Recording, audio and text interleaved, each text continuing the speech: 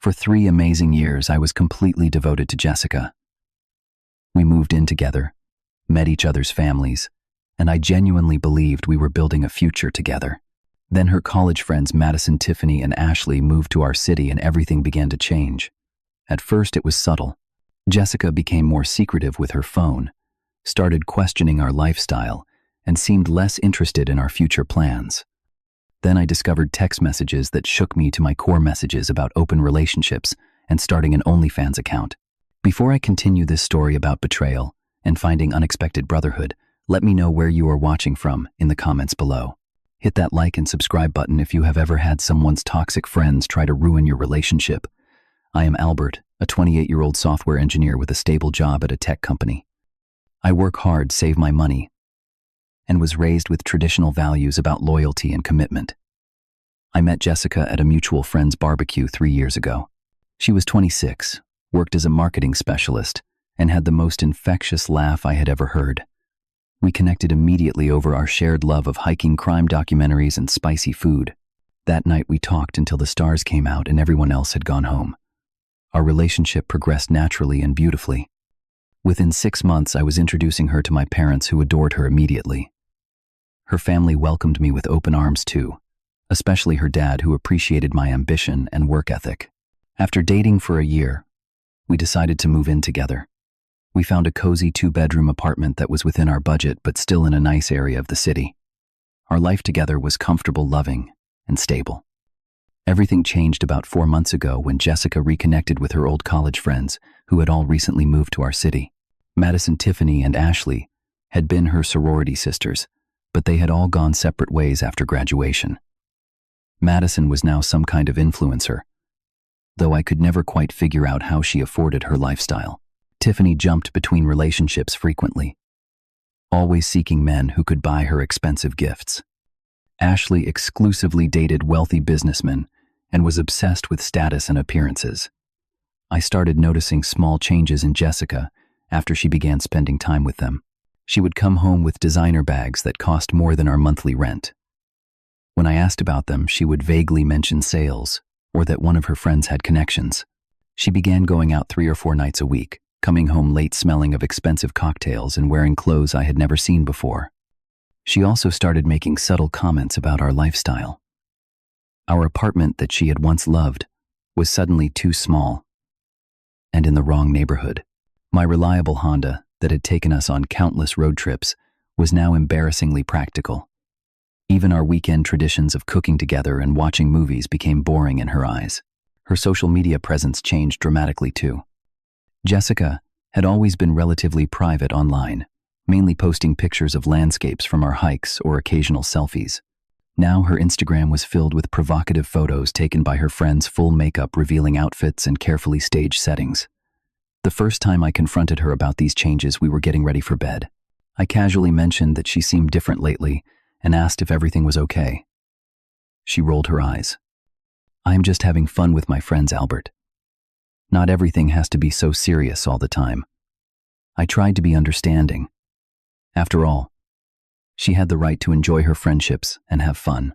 But something felt off, and a growing discomfort settled in my stomach. A few weeks later, Jessica invited me to join them for dinner. I thought this might be my chance to better understand these women and their influence on my girlfriend. The evening was a disaster from the start.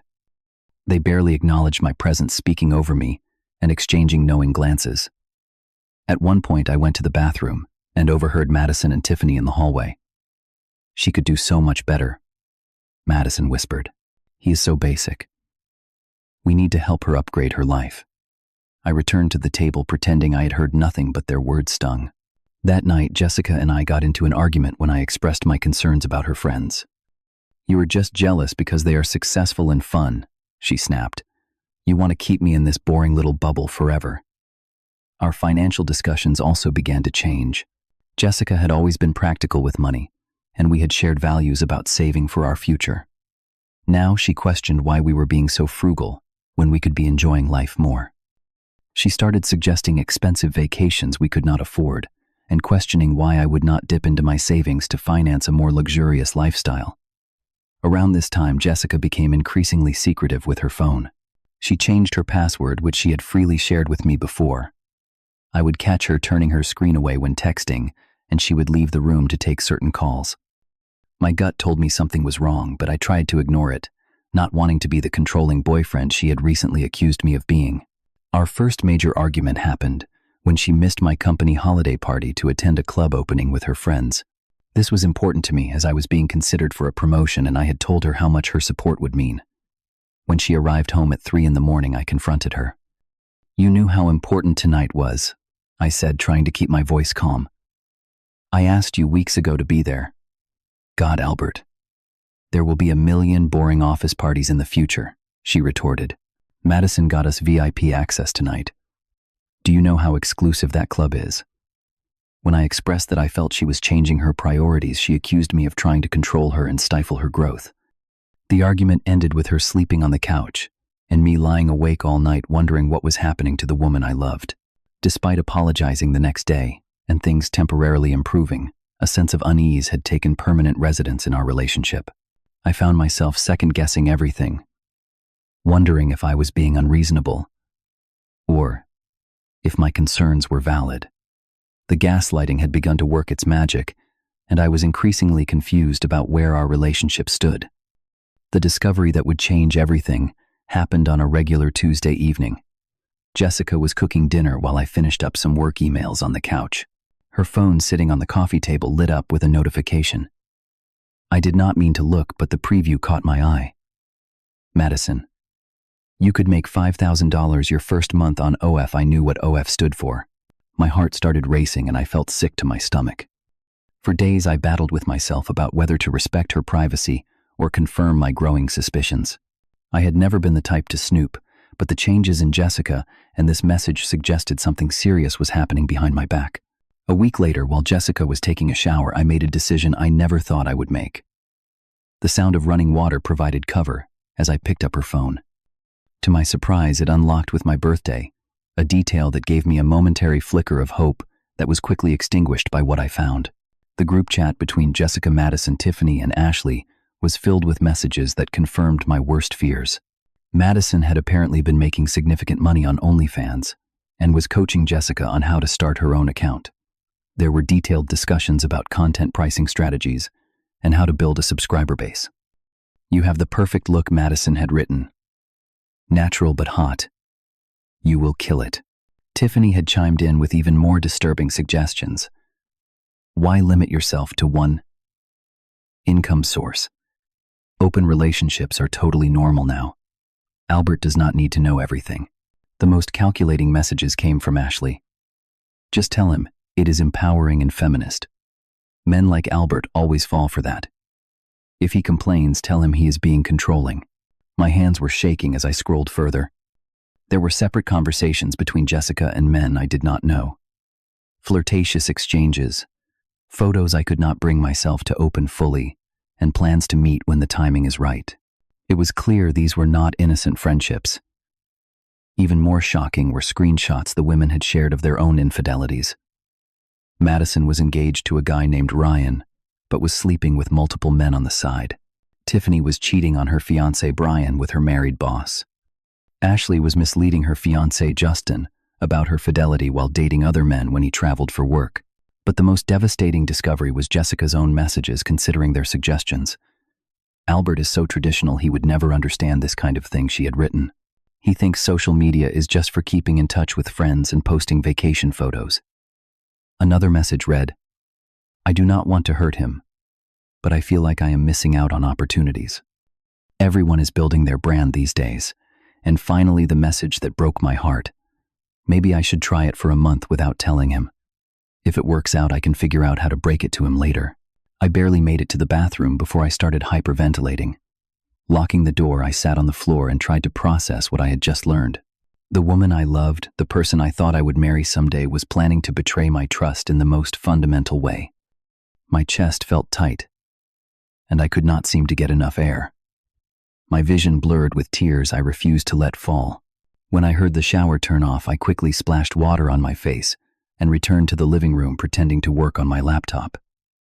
That night, lying next to Jessica, I felt like I was sleeping next to a stranger. Over the next few days, I did some research on the fiancés of Jessica's toxic friends. Through social media, I found Ryan, Brian, and Justin. They seemed like decent guys who had no idea what their partners were doing behind their backs. Ryan was a physical therapist who posted about his volunteer work with disabled veterans. Brian was an engineer who had recently bought a house for himself and Tiffany. Justin worked in finance and frequently posted loving tributes to Ashley. For a week, I pretended everything was normal while formulating a plan. I documented everything I had found, taking screenshots of my own and saving them to a secure folder. I created a detailed timeline of Jessica's changes and the influence of her friends, and most importantly, I started preparing emotionally for what needed to happen next. I created an anonymous email account and carefully crafted messages to each of the fiancés. To Ryan, I sent screenshots of Madison's OnlyFans discussions and evidence of her cheating. To Brian, I included proof of Tiffany's affair with her boss. To Justin, I forwarded messages showing Ashley's deceptions. In each email, I included a personal note. I am sorry to be the bearer of bad news, but I believe you deserve to know the truth. I am in a similar situation with my girlfriend, who is friends with your fiancé. I have included only facts and evidence, and what you do with this information is entirely up to you. The responses came faster than I expected. Ryan replied within hours, thanking me for the information despite his obvious heartbreak. He had suspected something was off, but had no concrete evidence until now. Brian initially responded with disbelief and anger, questioning my motives, but followed up a day later confirming he had confronted Tiffany and she had admitted everything. Justin's response was the most composed, saying he had already been suspicious of Ashley's behavior, and my email confirmed what he had feared. With the truth now in the open for the other relationships, I turned my attention to confronting Jessica. I wanted to do it in a way that would leave no room for manipulation or gaslighting.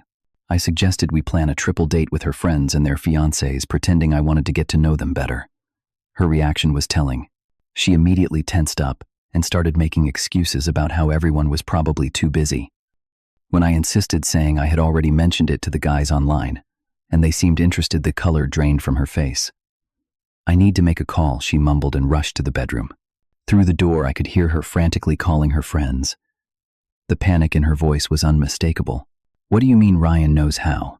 What exactly did he say?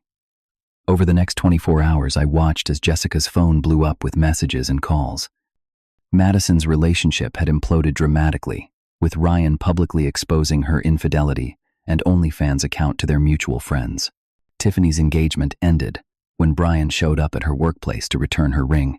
Ashley's carefully constructed facade crumbled when Justin calmly presented her with evidence of her deceptions and asked her to move out. Jessica paced our apartment, increasingly agitated. Finally, she confronted me directly. "Did you have anything to do with what is happening with the girls?" she demanded, eyes narrowed with suspicion. I feigned innocence. "What are you talking about? What is happening? Their relationships are falling apart all at once. It cannot be a coincidence. Maybe the truth just has a way of coming out," I replied calmly. She stared at me for a long moment before retreating to call her friends again. The tension in our apartment was thick enough to cut with a knife. We moved around each other like strangers, the inevitable confrontation looming over us. The next evening, I decided it was time. Jessica was sitting on the couch, scrolling through her phone, looking stressed and exhausted from the drama of the past few days. I sat down across from her and took a deep breath. "I know everything, Jessica," I said quietly. "About the OnlyFans plans, the open relationship discussions, the men you have been texting." Her head snapped up, eyes wide with shock. "What are you talking about?" Instead of arguing, I simply took out my phone and showed her the screenshots I had taken. I scrolled through them slowly, giving her time to absorb the fact that her deception was fully exposed. Her denial quickly crumbled. "Those were private conversations," she exclaimed. "You had no right to go through my phone." "Is that really what you want to focus on right now?" I asked. "Not the fact that you were planning to betray my trust and our relationship." Her tactics shifted immediately to blaming her friends. "They put these ideas in my head, Albert. I would never have considered any of this on my own. Madison makes it sound so easy and lucrative. You know, we could use the extra money for a better place." I remained calm. "And the conversations with other men? The plans to open our relationship without discussing it with me first. Was that also just your friend's influence? She began to cry, tears streaming down her face as she realized the gravity of the calm situation. I never meant to hurt you, she sobbed. I got caught up in their lifestyle and the excitement of it all. None of it was real. I love you, Albert. When emotional manipulation did not work, she switched to desperate promises. I will cut them off completely, she pledged. I will block their numbers right now. We can move to a different part of the city, start fresh. Please, we have 3 years together. Do not throw that away. I looked at the woman I had once thought I would spend my life with and felt nothing but sadness and disappointment. The trust is gone, Jessica, I said finally. I cannot be with someone who would consider betraying me so casually and who values the opinions of toxic friends over our relationship. I had already arranged to stay with a buddy from work for a few weeks. I told her she could have a month to find a new place, and I would pay my share of the rent during that time. We would divide our possessions fairly, and I would be civil throughout the process. But our relationship was over. The realization hit her like a physical blow. She collapsed onto the couch, sobbing uncontrollably, as I packed an overnight bag. As I headed for the door, she called out one last time. They have all lost everything because of this. Their relationships, their reputations. What am I supposed to do now? I paused at the door. Maybe you should have thought about consequences before following their lead, I said quietly and closed the door behind me. The first few weeks after the breakup were a blur of pain, anger, and doubt. I stayed with my friend Dave, sleeping on his couch and trying to process everything that had happened. I questioned my decision constantly in those early days. Had I overreacted? Should I have given Jessica another chance? The habit of loving someone does not disappear overnight, even when they have betrayed you. What pulled me out of this fog was an unexpected message from Ryan Madison's ex-fiancé. He suggested we meet for a drink, saying he could use someone to talk to who understood the unique pain of this situation. I agreed, and we met at a local bar that weekend. Ryan was a tall, athletic guy with a kind face, currently marked by the same exhaustion I saw in my own mirror. We shook hands awkwardly before ordering beers and finding a quiet corner.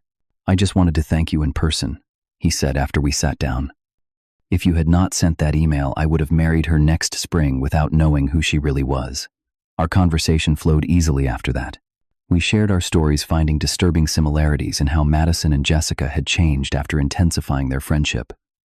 We talked about the gaslighting, the confusion, the self-doubt we had both experienced. It was the first time since the discovery that I felt truly understood. Ryan mentioned that he had been in contact with Brian and Justin as well, and suggested we all meet up. That Thursday, the 4 of us gathered at the same bar.